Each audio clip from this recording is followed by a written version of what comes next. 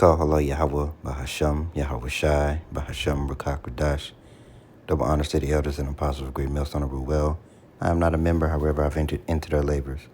Peace and mercy to the sincere brothers and sisters doing this wherever you are, whatever your lot may be.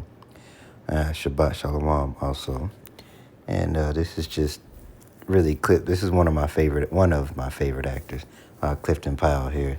It is a Jake indeed. There ain't no doubt about it. But I want to use this as a cover and for it to be twofold, right? And we're going to go into some examples of what I mean by my meanings of this video being used as a cover and having twofold meanings. One, because, the times that we're going into, this thing is coming to a close. And with that, we understand that, this devil's going to come down with great wrath, okay? And it is going to be imperative that you use this time that you have now wisely, that we use this time that we have now wisely to meditate on victory, to meditate on obedience, on, doing what we know is right, striving, gosh, I can't talk, for perfection, striving for the glory, putting on the elect, and maintaining the faith, because it's gonna get real. It already is real. No pun intended. Israel. Anyway, it's going to be a very interesting ride, but the victory is already written. And like I said, you want to meditate on, not fear on what's to come, but victory, maintaining faith, maintaining integrity. Okay? So with this, I want to let him do, let me see, how long is it? It's 2 minutes. We can let it roll. But you can see this devil Jake always has to compromise. Jake always has to bow down. Okay, you can't just be you. You can't just act, or you can't just do your job. All right, you always got to bow down. You always got to go off. They always want to, hold on. Hold on. Because we'll read James 4:17 real quick, but Revelation 12:9 is one of the first ones that came up. All right, so this is James 4:17. Therefore, to him that knoweth to do good and doth it not, to him it is sin. Okay, and we can read this highlighted portion too. Being a friend of the world, right? Ye adulterers and adulteresses, know ye not that the friendship of the world is enmity with the Most High? Whosoever therefore will be a friend of the world is an enemy of God. Do you think that? Do ye think that the Scripture saith in vain, the spirit that dwelleth in us is lusteth to envy? But he that giveth more grace, wherefore he said, God resisteth the proud, but giveth grace unto the humble. All right, we looking, okay, that's what the spirit you want to be in.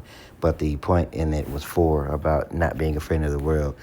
Now, a lot of these actors that do compromise, they are friends of the world, right? They have the things of the world. Their constellation is on this side. Let's see.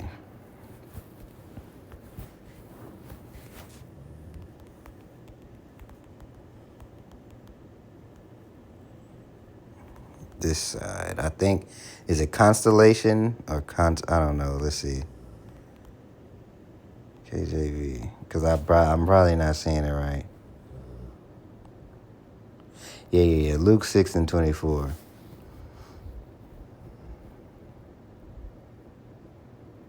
Luke, Matthew, Mark, Luke, John.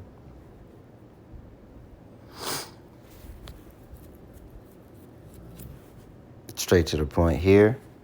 But woe unto you that are rich, for ye have received your consolation. There it is. I said constellation like stars and our orderly, astronomy. Yeah, all right, so now we got our couple of scriptures here. We got front loaded. Let's let him talk, and we'll go as we'll go as he goes. I got a audition maybe a year ago for Mr. Black. I don't think he read the script. So I read the script and I called him. I said, this guy, that's the gangster, he has this guy named Raphael or somebody hanging around the bar all the time. I said, who is that guy? So he called Cass and he said, well, they kind of like lovers. I'm like, that's not gonna work out. I'm not I'm not homophobic. I've gotten a lot of flack for saying something in the heat of the moment. I'm not homophobic. And I don't know what he said. I don't know what he said in the heat of the moment, and I don't really think it's important to try to find it. But and I hate to pause it so quick. But you see how you have to preface. You can't just let your yay be yay and your nay be nay in this place. You have to preface, I'm not this, I'm not that. Why do I have to explain that I don't want to be something that I'm not? I'm sick of this fucking disgusting place. Anyway, I forgot to read Revelation 12 and 9. So let's read that first, and then we'll let him continue on here.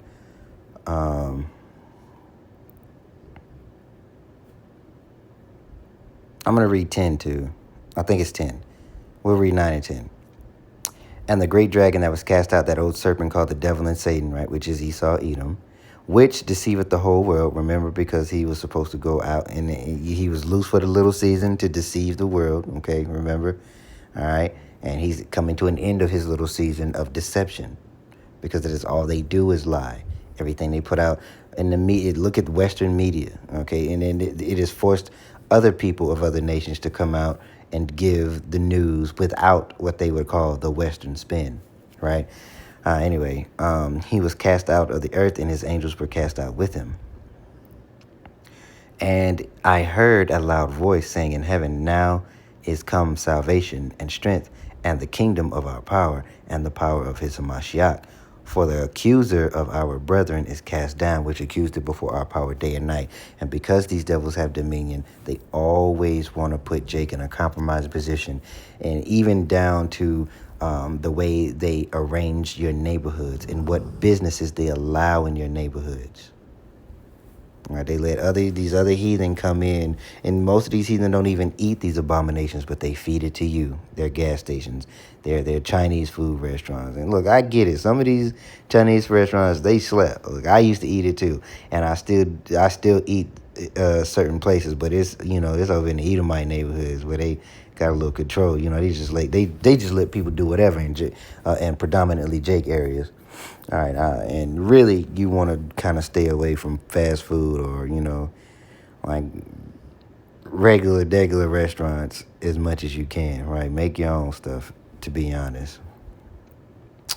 But let's let him finish here. But I have no problems with transgender people or gay people. I don't care what color they are. I have no problems with, I'm not sexist or racist or any of that. But I have boundaries for me as a person, which makes me uncomfortable or comfortable, that I just don't cross. And it's not militant. It's just that certain things I'm just not comfortable with. I'm a heterosexual man. I'm not comfortable with kissing a man, whether I got to do it for a role. I commend actors who can handle that inside of their side. It ain't commendable. It ain't commendable at all. They have sold themselves. They have compromised whatever morals that they did have, whatever spirit that was in them that had any sort of uprightness. They crushed it because they wanted what they wanted on this side. And you see how he has to, I'm not this, I'm not that. All the talking points that a certain group that run the film industry will hit you with. I'm surprised he didn't say the anti-sim word, because that would have been next. And I'm pretty sure all the man said was, I ain't no MF. Probably like, I ain't no MF and F word. I ain't this. And look, I ain't playing that role. I ain't kissing no. I ain't doing that. And you see how you have to preface all these things. You have to address every little talking point before you can just set a boundary. Babylon. This is Babylon. No ifs, ands, or buts. This is spiritual Sodom, spiritual Egypt, all of that. I'm not wired that way. And that's just me. And I know that, like I played a few roles where, like Sybil Brand, where I had to kind of be brutal with women. I would never take one of those roles again. And I enjoyed that movie, but that guy was brutal, but that's not something I would seek out for myself now.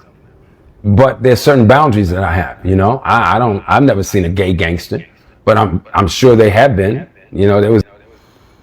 Maybe not back then, but now they all are. And you see that covering cast is being lifted. It is having residual effects because not only is Esau being made bare, the industry, everything that they set up is being made bare. So whoever is a part of it is being made bare. So if you look at these weird gangsters, these so-called industry, these rappers that are so-called gangsters in the industry, they all playing in each other's, what I'm saying, they they in the mud, right? And there's a rapper from Texas. He's a part of a group called UGK, right? One half of UGK being Bun B, the other half being Pimp C. And Pimp C was always outspoken about that. Always. And talk about how people compromise themselves. Now, he was a wicked digger too. Don't get me straight. Don't get me wrong. He was wicked. But what he did do was tell the truth. Oh, in his songs, in his interviews, he told the truth. And these gangsters, they all, the tougher they are, the more tattoos they have all over their face, and all they are is their mother. They have the spirit of their mother. And that's why they're so emotional. They have no regulation within their spirit. Right? What do the scriptures tell you about a man that can't control his spirit? It's like a city without walls.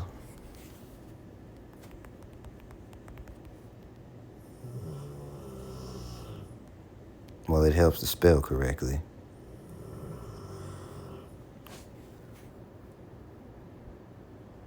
Yeah, Proverbs 25 and 28. Oh, I'm going the wrong direction. So we'll hit the point here. He that hath no rule over his own spirit is like a city that is broken down and without walls. And that is what you have. A lot of these so-called gangsters, a lot of these so-called men, they're just males. They're grown males with the spirit of their mother in them. And it ain't always like broke wrist, hey girl, hey. It may not always be that way. Effeminate isn't always, broke wrist. It is the spirit of their mother, how they handle conflict, how they deal with other men, how they take criticism and correction. And then also you have the actual, the warriors, the pirates, right? All right, the young thugs, the wedding dress wearing skirts and all that weird stuff. You got that, and that is rampant. And that is what these devils have set. That is the culture they have tried to push. Well, they have successfully got 2/3 of our people to accept. And I'll give you an example before we close out here, and then I'll let him finish, and that'll be the video about having the spirit of their mother. I'll tell you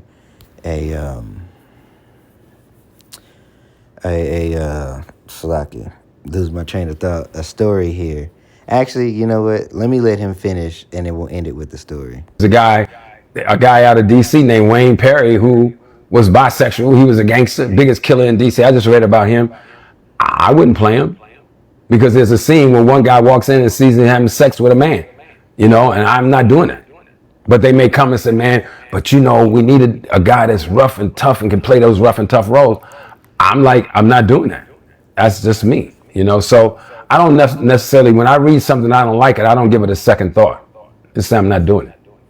Yeah, I heard about that, man. I seen an interview with Sean Branch where, he told a story about how And good for you, Mr. Powell. Good for you. Now, we'll end it on the story here about effeminacy and how that can get you in a lot of trouble. Now, this was, I was first I think I first got my license. I was maybe 16 or 17 years old. I don't know what I was doing. I didn't have a seatbelt. There was a time in Texas where the cops were on a tirade. If they saw you without a seat, it was click it or ticket. They saw you without a seatbelt, they was pulling you over off the dribble. All right, it don't matter if you were doing the speed limit, whatever. It was just another way to get money out the people. So that's what happened. I got pulled over, and this cop was he was like blasting Chameleon. It was what looked to be an Edomite cop, but he's kind of cool. He was actually pretty cool. And as he was pulling me over, he blasting Chameleon there in his patrol car, and so like I'm sitting there waiting on him to do whatever it is he doing, running plates and trying to see if he got warrants or whatever. So I get out the car and I'm like, man, why this motherfucker pull me over? It's the spirit of my mom, and I love my mother. She's a wonderful woman, but you have to have a balance. You need a proper male or a man in your life to counterbalance that effeminate energy that you're going to get transferred to you from your mother. Now, I hop out the car, arms folded, like, hurry up, man, hurry, what you gonna do? Like, get this shit over with, blah, blah, blah. Now, he could have been, that the Lord could have let him pull my card right there and there. Get back in the car right now. He could have felt, quote unquote, threatened for his life. He could have did anything. But, the Lord chose to have mercy on me and call her Lord Yahweh Bashem Yahushai. So what looked to be like an Edomite cop walks up and he's like, look, I know. And I think he clocked me. He as the young kids say, they clocked you. He saw that spirit in me. He saw it and was like, this kid don't mean nothing. He's just, he ain't got no daddy in his life. Or he's he had an inactive father. And I wasn't effeminate, but I had an attitude. I wasn't like broke wrist, like, I wasn't that sissy shit. But that it was the reaction that a woman would give, very highly emotional is what I was doing. So I'm standing outside the car, arms folded, like hurry up, nigga, let's go. I got shit to do, blah, blah, blah, blah, blah, right? Overly aggressive when it don't need to be. And he's like, just so you know, I understand that you didn't mean anything by it, but any other cop, if you hop out of your car like that, that is going to send alarm bells in their head, and you're going to be in a world of trouble. And, the Lord put the spirit on me to take that into consideration and listen. I was like, you know what, sir, you're right. I'm sorry. I'll keep that in mind. So, that's what I mean if anybody was confused by effeminate. It ain't always broke wrist and, it ain't always that. Sometimes it is the spirit of a woman, the spirit of their mother or the grandmother, okay? And that is something that this truth will beat out of you. And call Lord Yahweh Bashem Yahushai, it was beaten out of me. But you must submit to discipline. You must submit to order.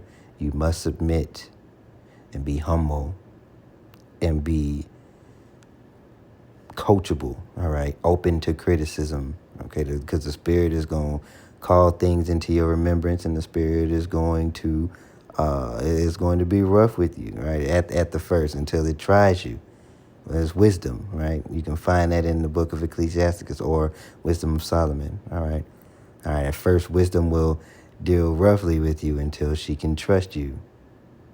And then things will open up unto you. You go find that scripture. So with that being said, Shalom.